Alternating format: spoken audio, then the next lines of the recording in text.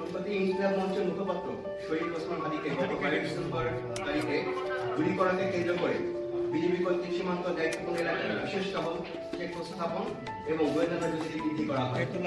সম্প্রতি চাঁপাইনবাবগঞ্জ সীমান্ত এলাকা দিয়ে দুষ্কৃতিকারীরা বাংলাদেশের অভ্যন্তরে বিশৃঙ্খল পরিবেশ সৃষ্টির লক্ষ্যে বেশ কিছু পরিমাণ অস্ত্র প্রবেশের পরিকল্পনা করছে বলে জানা যায়।